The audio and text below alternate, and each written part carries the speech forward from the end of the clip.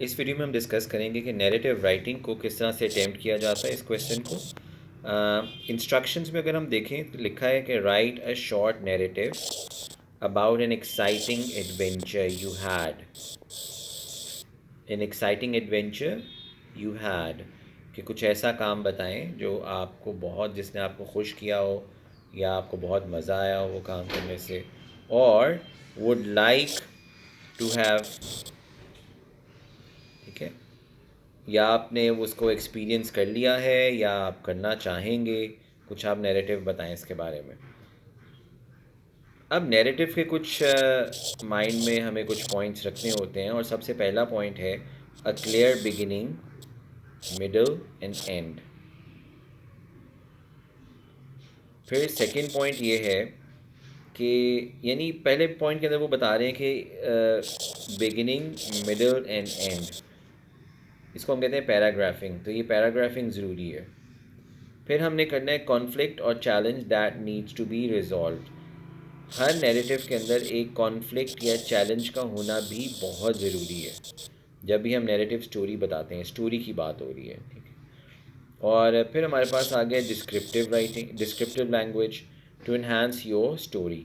तो हमने चीज़ों को डिस्क्राइब भी करना है, और डिस्क्रिप्टिव लैंग्वेज होती है वो सेंसेस को यूज़ करते हुए हम लिखते हैं, ठीक है, जिसको हम इमेजरी भी कहा जाता है। तो हमने डिस्क्रिप्टिव लैंग्वेज को भी यूज़ करना है। अब यहाँ पर एक एग्जांपल स्टार्ट है। It was a bright sunny morning when I decided to explore the old forest behind my house. Little did I know that today would bring an experience I would never forget. यहाँ पे वो कह रहे हैं कि वो एक बहुत ब्राइट सनी मॉर्निंग था जब मैंने डिसाइड किया, ये कोई बच्चा या बच्ची, I decided to explore the old forest behind my house. मेरे घर के पीछे एक पुराना सा फॉरेस्ट है जहाँ मैंने डिसाइड किया कि मैं जाके उसको देखता हूँ कि वहाँ पे क्या है। लिटिल डिड आई नो, इसका मतलब ये है कि मुझे बिल्कुल पता नहीं था, मुझे बिल्कुल इस बात की खबर नहीं थी that today would bring an experience I would never forget, कि मेरे साथ एक ऐसा कुछ होने वाला है जो मैं कभी नहीं भूलूंगा। अब इसके ऊपर हमने स्टोरी को बेस करना है। अब देखते हैं हम स्टोरी को हम कैसे लिख सकते हैं। अब यहाँ पर स्टोरी के कुछ एलिमेंट्स होते हैं, हम उसको भी जल्दी से डिस्कस कर लेते हैं ताकि हम इन चीज़ों को अपने माइंड में रखते हुए एक अच्छी स्टोरी लिख सकते हैं। सबसे पहले तो टाइटल होता है, ठीक है। अब हम इसका टाइटल क्या दें स्टोरी का? हमने यहाँ पे सोचा the hidden treasure of the forest, क्योंकि उसको एक एक्साइटिंग एडवेंचर मिला था उस फर्स्ट लाइन में हमने जो पढ़ा है, अभी देखा है। तो हम उसको एज्यूम करते हैं कि वहाँ पे उसने कोई हिडन ट्रेजर को उसने ढूंढा था वहाँ जाके। अब not explicitly provided but can be inferred, यहाँ लिखा नहीं है कि वो हिडन ट्रेजर था, ये हम खुद से इन्फर कर रहे हैं। आप अपनी स्टोरी कुछ और भी बना सकते हैं, ये तो हमने आपको एक सैम्पल स्टोरी दी है, ठीक है। अब टाइटल के बाद हमारे पास स्टोरी के अंदर जो चीज़ आती है दैट इज़ सेटिंग। सेटिंग में क्या क्या होता है? नंबर वन, सेटिंग में टाइम होता है। अब टाइम में हम क्या लिखेंगे? A radiant morning indicating a bright and lively atmosphere, ठीक है। ये जो वर्ड है ये चीज़ बता रहा है, इंडिकेट कर रहा है कि एक ब्राइट एंड लाइवली एटमोसफेयर था, रेडिएंट मॉर्निंग। दूसरा, place, an enchanting forest behind the protagonist house. Protagonist क्या होता है? जो कि हीरो होता है, जो कि मेन कैरेक्टर होता है ना उसका। हमारे पास जो भी स्टोरी है उसका जो मेन कैरेक्टर होता है उसको प्रोटागोनिस्ट कहते हैं। और वो बता रहे हैं कि एक इंचैंटिंग फॉरेस्ट, इंचैंटिंग का मतलब है मैजिकल, यानी बड़ा अट्रैक्टिव काइंड ऑफ फॉरेस्ट है बिहाइंड द नैरेटर्स हाउस। अगर ये स्टोरी एक नैरेटर खुद बता रहा है तो फिर वो प्रोटागोनिस्ट जो है वो नैरेटर भी हो सकता है, ठीक है। Featuring a hidden path, a creek and a clearing filled with flowers. तो क्या क्या वहाँ पे? एक हिडन पाथ है, और हिडन पाथ का मतलब कि छुपा हुआ रास्ता। एक क्रीक है, क्रीक कहते हैं छोटी सी नदी को। अ clearing filled with flowers and a clearing filled with flowers, तो वहाँ पे कुछ ऐसी चीज़ है जो कि फ्लावर से भरी हुई है। जो नेक्स्ट इंपॉर्टेंट एलिमेंट है दैट इज़ द करेक्टर्स। ठीक है, करेक्टर्स जो होते हैं हमारे पास, प्रोटैगनिस्ट जो होता है this is basically the hero और द मेन नरेटर। यहाँ पर एक क्यूरियस गर्ल है स्टोरी के अंदर, not named in the text के अंदर कुछ नाम तो उसका नहीं आ रहा। Who embarks on the adventure, embarks का मतलब है जो जा रही है, जो जाती है, एक्सपीरियंस करती है, स्टार्ट करती है एक एडवेंचर को। और एक इसमें एनिमल कैरेक्टर भी आ रहा है। दो कैरेक्टर्स हम अपनी स्टोरी में ज्यूम कर रहे हैं। एक है a shy golden furred fox that leads the protagonist deeper into the forest. ये उसको लेकर जाता है फॉक्स, इस गर्ल को, डीप इनटू द फॉरेस्ट। अच्छा, यहाँ पर अब क्या कॉन्फ्लिक्ट है? अब ये कॉन्फ्लिक्ट या चैलेंज जो है ना, this is the very very very main thing. इसके बारे में हमने सोचना है ये क्या चीज़ है। यहाँ पे हम एज्यूम कर रहे हैं कि the initial conflict is the protagonist desire for discovery and adventure. कि ये लड़की वहाँ पे क्यों गई थी?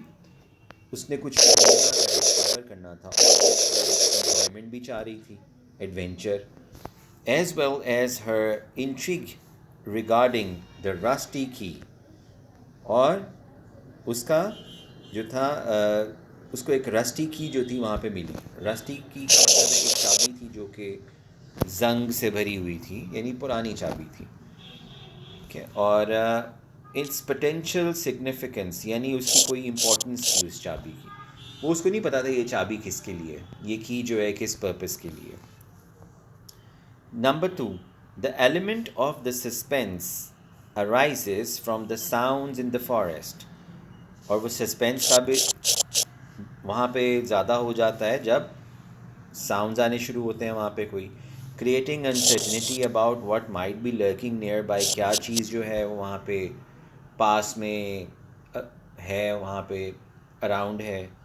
ठीक है, तो ये है उसका कॉन्फ्लिक्ट या चैलेंज। नाउ प्लॉट जो होता है स्टोरी का, ये बताता है what is in the beginning, middle, climax क्या है, यानी पीक पॉइंट क्या है, टॉप यहाँ पे पीक, उसके बाद जो है वो स्टोरी ख़त्म होना शुरू हो जाती है, और फिर हमारे पास एंडिंग। तो दिस इज़ कॉल्ड प्लॉट। ठीक है, प्लॉट एक पूरा स्ट्रक्चर है इस तरह से, ये फिर ये। ठीक है, तो बिगिनिंग, ठीक है, then middle, then climax, then ending. ठीक है, ये इसके जो है हमारे पास 4 पॉइंट्स। अब हम पढ़ते हैं बिगिनिंग में क्या होता है। The story opens with the protagonist venturing, जा रही थी into the forest, setting the stage for adventure. और वो जो है उसने कुछ एडवेंचर करना वहाँ पे जाके। मिडिल में क्या है? The protagonist follows the fox, उसको फॉक्स जो मिलता है वो उसको फॉलो करती है। डिस्कवर्स द क्लियरिंग, चीज़ों को ढूंढती है। एंड फाइंड्स द रस्टी की, उसको एक चाबी मिलती है जो कि जंग से भरी होती है। बिल्डिंग टेंशन एंड एंटिसिपेशन, और उसको कुछ परेशानी भी होती है, लेकिन साथ में एंटिसिपेशन का मतलब है वो कुछ एक्सपेक्ट भी कर रही होती है। ठीक है, कि पता नहीं इस चाबी से कोई ट्रेजर बॉक्स की चाबी है, ये किसकी चाबी है। आगे क्या होता है कि प्रोटैगनिस्ट अप्रोच करती है, यानी पहुंचती है एन ओल्ड चेस्ट, एक पुराना सा बॉक्स होता है। And the pivotal movement occurs when she uses the key to unlock it. Pivotal movement का मतलब है कि वो राउंड मूवमेंट, इस तरह से कोई राउंड मूवमेंट कुछ हुई, यानी जब बॉक्स को खोलेंगे, उसका लिड खोलेंगे, तो कुछ पिवटल मूवमेंट तो हो रही होती है उसमें। फिर क्या हुआ? Ending, the chest reveals hand painted stones. जब उसने चेस्ट को खोला तो अंदर से क्या निकला? Hand painted stones. Instead of expecting treasure, वो तो एक्सपेक्ट करी थी कि पता नहीं बहुत सारी ज्वेलरी होगी, कोई गोल्ड होगा, लेकिन वहाँ से हैंड पेंटेड स्टोन्स निकल आते हैं। Leading to a realisation that beauty and magic can be found in unexpected places. और उसको क्या लग रहा होता है? उसको रियलाइज़ करती है कि इस तरह की ब्यूटी और मैजिक जो है ये मिल सकता है अनएक्सपेक्टेड प्लेसेस पे। वो यहाँ पे नहीं एक्सपेक्ट करी थी कि मुझे यहाँ पे कलरफुल स्टोन्स मिलेंगे। अब इस थीम क्या है? थीम का मतलब लेसन भी होता है, या वो क्यों ये स्टोरी बताना चाह रहे हैं। The theme revolves around discovery, तो यहाँ पे जो लेसन है वो डिस्कवरी के बारे में है. The beauty of nature and the idea that true adventure and treasure are often found in simple unexpected moments. ये जो लाइन आ रही है ना, ये वाली, ठीक है, कहने जो आपको असल मज़ा आता है, ट्रू एडवेंचर और ट्रेजर होता है, वो सिंपल सी जगह पे होता है. ठीक है. और अनएक्सपेक्टेड मोमेंट्स, यहाँ पे आप एक्सपेक्ट नहीं कर रहे वो आपके साथ, जिसको हम सरप्राइज़ कहते हैं. ठीक है. ट्रू एडवेंचर सरप्राइज़ के अंदर ही होता है ना. आपको बर्थडे के लिए अगर कोई सरप्राइज़, आपकी बर्थडे आपके पेरेंट्स अरेंज कर दें, आप सुबह उठें और सारा घर सजा हो, तो आप एक्सपेक्ट नहीं कर रहे थे. या आप स्कूल जाएं और आपके जो फ्रेंड्स हैं वो वहाँ पे आप पहुँचे तो पूरी क्लास डेकोरेट हुई है आपके लिए, तो चूँकि आप एक्सपेक्ट नहीं कर रहे थे वो चीज़ और वो हुआ. ठीक है. तो उसके अंदर वो ये लेसन बेसिकली स्टोरी का ये है, थीम ये है इस तरह से. ठीक है. अब हम इसको डिटेल से देखते हैं, स्टोरी को पढ़ते हैं और इसको जानते हैं कि इसमें क्या है. अब हम इस सैम्पल नैरेटिव को पढ़ते हैं जो हमने पीछे थोड़ा सा उसके सारे एलिमेंट्स के साथ प्लॉट किया था. अब हम देखते हैं, इसको मैं पढ़ रहा हूँ और मीनिंग्स मैं आपको एक्सप्लेन कर देता हूँ इसके. It was a radiant morning, radiant means bright morning, when I stumbled upon the enchanting forest behind my house. Stumble upon का मतलब है I went there to discover. ठीक है. To discover the forest. As sunlight streamed through the emerald leaves, जो sunlight थी वो stream through. Stream का मतलब है just stream is basically a flow of water. तो पानी की तरह जो आना उसको स्ट्रीम कहते हैं, लेकिन यहाँ पर वो उसको मेटाफर यूज़ कर रहा है कि stream through the emerald leaves. Green colour के जो लीव्स थे, एमरल्ड ग्रीन कलर होता है, ब्राइट ग्रीन काइंड ऑफ, तो ग्रीन कलर के लीव्स के साथ वो उसको जो था वो आ रही थी रोशनी. The air fill with the sweet scent of wild flowers, और जो हवा थी वो भरी हुई थी, फिल थी, कौन सी, किस तरह की, फ्रेगरेंस के साथ, sweet scent of wild flowers. तो स्वीट का मतलब होता है ज़रा मीठी सी खुशबू थी, फ्लावर्स की जैसे होती है. लिटिल डिड आई नो, मुझे नहीं पता था. एन अनफॉर्गेटेबल, ना भूलने वाला. एडवेंचर यानी एक ऐसा काम जिसमें आप बहुत ज़्यादा इन्जॉयमेंट फील करें. अवेटेड मी, मुझे नहीं पता था कि मेरे साथ इतना अच्छा कुछ होने जा रहा है, कुछ बहुत अच्छा मेरा इंतज़ार कर रहा है, मुझे नहीं पता था. While exploring deeper into the woods, जब मैं एक्सप्लोर कर रही थी वुड्स के अंदर, जंगल के अंदर. डीपर का मतलब काफ़ी अब जंगल के अंदर चली गई थी वो, और वहाँ पे कुछ जब एक्सप्लोर कर रही थी. आई डिस्कवर्ड अ नैरो, मैंने ढूंढा एक तंग सा, नैरो कहते हैं तंग को. वाइंडिंग पाथ, वाइंडिंग पाथ होता है कि गोल सा ऐसे कोई रास्ता है, वाइंडिंग पाथ. ठीक है. इस तरह का कुछ रास्ता जा रहा था. Cloaked in shadow and mystery, cloak वैसे तो ड्रेस को कहते हैं, और यहाँ पर वो फिर से मेटाफर यूज़ हो रहा है कि वो उसने ड्रेस पहना, बल्कि यहाँ पर्सोनिफिकेशन यूज़ हो रहा है, ये पर्सोनिफिकेशन है कि उसने क्लोक किया हुआ था, पहना हुआ था. शेडोज़ और मिस्ट्री यानी उसके ऊपर उस पाथ के ऊपर ट्रीज़ के शेडो आ रहा था, कहने का मतलब ये है. और मिस्ट्री भी था, यानी बड़ा खूबसूरत लग रहा था. ईगरली, ईगरली का मतलब है बड़ी ख्वाहिश के साथ, यानी बहुत चाहते हुए. I stepped on to it, मैंने उधर पाँव रखा. The soft crunch of twigs, crunch कहते हैं आवाज़ है एक, किसकी, जब छोटी छोटी डंडियाँ जो होती हैं, दरख्तों की डंडियाँ, पत्तों की जो डंडियाँ हैं, उसके ऊपर जब उसने पाँव रखा, अंडर फुट. ठीक है. Soft crunch of twigs under foot, amplifying the forest serene stillness. तो जब उसने पाँव रखा ट्विग्स के ऊपर, जो उनकी क्रंच की आवाज़ आई, तो उसने एम्पलीफाई किया, यानी ज़्यादा कर दिया. किसको एम्पलीफाई कर दिया, किसको बढ़ा दिया, the forest serene stillness. Serene खामोशी को कहते हैं, स्टिलनेस रुका हुआ, जो खामोशी जो रुकी हुई थी उसको बढ़ा दिया. ठीक है ना. जाहिर सी बात है, थोड़ा सा शोर हुआ होगा, थोड़ा सा आवाज़ आई वहाँ पे. सडनली एन अनएक्सपेक्टेड रसल, अचानक से. अनएक्सपेक्टेड का मतलब, मैं इसको, वो लड़की जो थी उसको एक्सपेक्ट नहीं कर रही थी, वो बता रही कि मैं एक्सपेक्ट नहीं कर रही थी.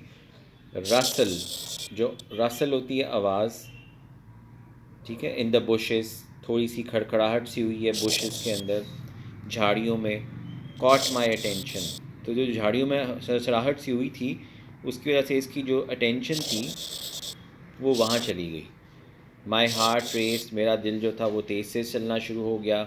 Could it be a playful squirrel और समथिंग मोर, तो मैंने ये सोचा क्या ये कोई स्क्विरल है खेलने वाली, या फिर ये कुछ और ही चीज़ है।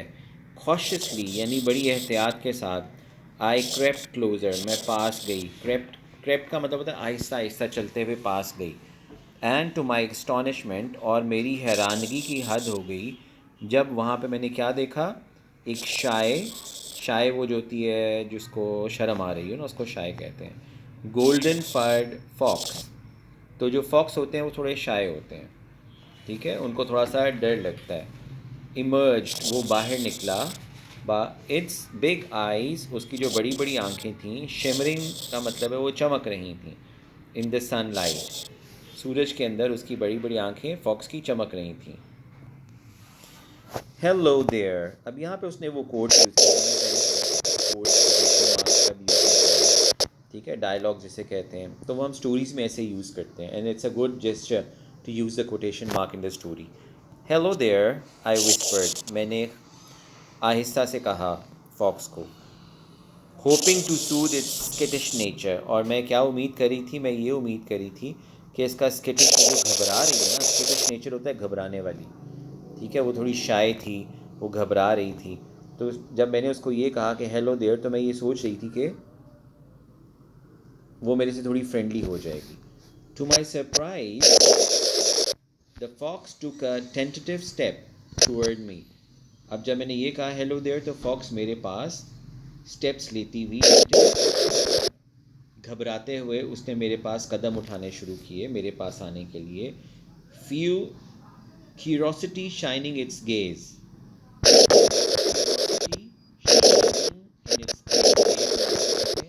और क्यूरोसिटी का मतलब कि वो जानने के बारे में उसको बहुत शौक़ था, ठीक है, वो जो क्यूरोसिटी थी उसकी आंखों में चमक रही थी, वो जानना चाहती थी किसी चीज़ के बारे में। Fuelled by an adventurous spirit, fuelled का मतलब है और एडअप हो गया, मेरा स्पिरिट जो था कि मैं पहले एडवेंचर करने आई थी और तो मुझे और ऐसे लगा कि मैंने ये तो बहुत अच्छा होने कुछ जा रहा है। I decided to follow this unlikely companion, तो मुझे मिल गया था, मैंने सोचा कि मैं इसको फॉलो करती हूँ। Eager to see where it might lead, और मुझे तजस्सुस था, ईगर थी मैं कि मैं देखूँ कि ये कहाँ लेकर जा रही है मुझे, where it might lead. After a few moments of weaving through tall trees, कुछ देर चलने के बाद, कुछ देर लम्हों के बाद, यानी दरख्तों के अंदर से हम गुज़र रहे थे। We arrived at breathtaking clearing bursting, तो हम कहाँ पहुँच गए, एक ब्रेथ टेकिंग, यानी ब्रेथ टेकिंग का मतलब होता है कि जिसका वो आपकी जो है कैप्चर करती है, ठीक है, वो जगह जो है वो बड़ी आपके लिए ख़ूबसूरत है, ब्रेथ टेकिंग का मतलब है, ठीक है। असल ब्रेथ टेकिंग का यहाँ पे तो मतलब यही है कि आपकी सांस जो है वो लेकर जा रहा है, लेकिन ये इस सेंस में यूज़ हो रहा है कि वो इतना खूबसूरत था वो जगह, जो जगह थी कि वाकई इसने आपकी सारी अटेंशन गेन कर ली थी। Bursting with colourful blossoms, blossom फूलों का नाम है, और बर्स्टिंग का मतलब है भरा हुआ था, bursting with colourful blossoms and a shimmering creek, चमकती हुई क्रीक, यानी पानी जो होता है ना, छोटा सा चश्मा या नदी होती है, क्रीक उसको कहते हैं, तो उसमें जो पानी होता है वो चमक रहा होता है, जब ऊपर धूप चमक उसके ऊपर पड़ रहा है, सन है तो उसकी सनशाइन आ रहा है, तो वो क्रीक के जो पानी है वो शिमर करता है, चमचमाता है। माई heart soared at the site, sword, सोर का मतलब होता है उड़ना, ठीक है, और किस तरह से उड़ना, बस परों को खोल देना और ग्लाइड करना, उसको सोर करना कहते हैं।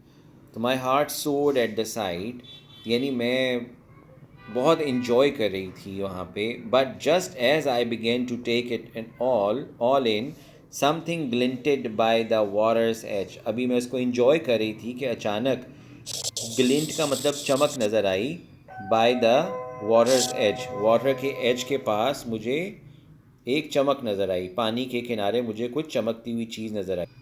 अ स्मॉल रस्टी, रस्टी का मतलब है जंग से भरी हुई, की चाबी, हाफ बरीड, आधी वो दबी हुई थी, यानी ज़मीन के अंदर दबी हुई थी, ग्राउंड में। माई इमेजिनेशन रेस्ड, मेरे माइंड में जो है ना बहुत सी ख्यालात आने शुरू हो गए और बहुत तेज़ी से आने शुरू हो गए। रेस्ड का मतलब है तेज़ी से। वॉट कुड इट अनलॉक, ये चीज़, ये चाबी जो है ये किस चीज़ को अनलॉक करेगी। Before I could ponder further, इससे पहले कि मैं कुछ और ख्याल करती। I heard a peculiar noise, peculiar होती है स्ट्रेंज, मुझे एक स्ट्रेंज आवाज़ आई, from behind an ancient oak, एक पुराना सा दरख्त था उसके पीछे से मुझे आवाज़ आई। माई पल्स क्विकंड, मेरी जो दिल की धड़कन थी वो तेज़ हो गई। वॉज समथिंग लर्किंग देयर, क्या लर्किंग का क्या मतलब है, लर्किंग का मतलब है कोई चीज़ जो छुपी हुई हो आप पे अटैक करने के लिए।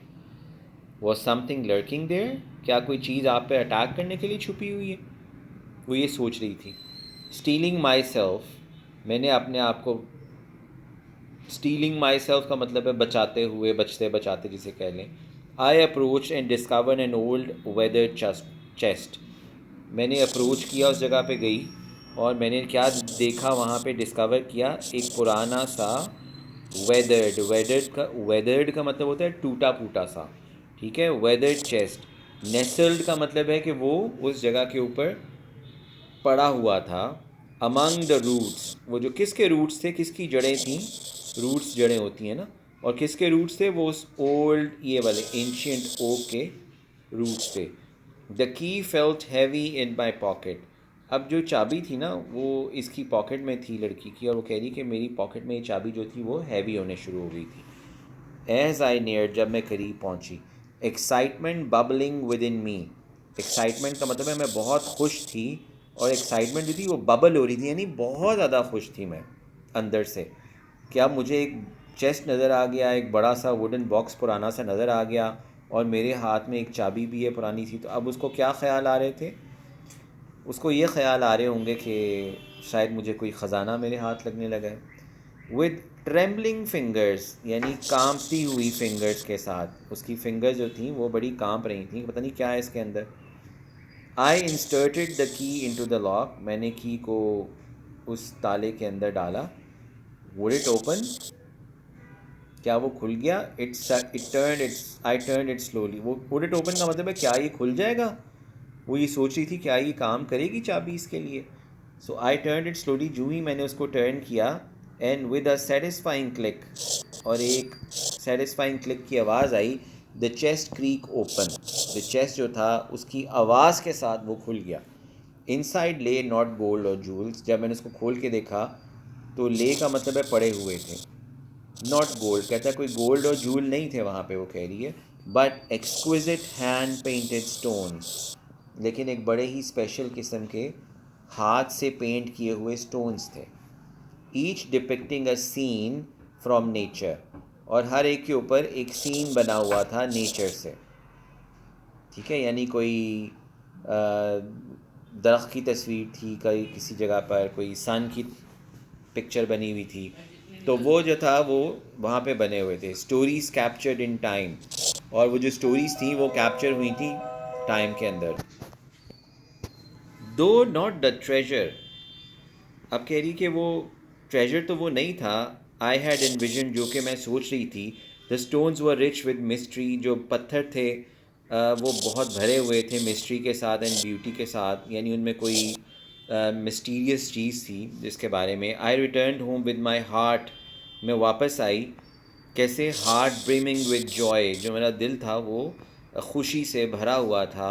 Knowing I had uncovered a piece of magic, कि मैंने ढूंढ लिया था a piece of magic hidden within the forest, कुछ फॉरेस्ट में कुछ छुपा हुआ मैजिक मैंने ढूंढा था। But a reminder that the greatest adventures often lie just beyond the familiar, और ये एक रिमाइंडर था, ये मुझे याद करा रहा था कि ग्रेटेस्ट एडवेंचर जो होते हैं, सबसे ज़्यादा एडवेंचर जो होते हैं, वो अक्सर पाए जाते हैं कहाँ पे?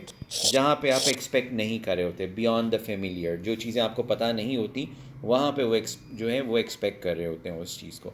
तो यहाँ पे अब ये स्टोरी ख़त्म होगी। इसमें सारे एलिमेंट्स थे स्टोरी के, और होपफुली आपको ये समझ आ गई होगी। Thank you so much.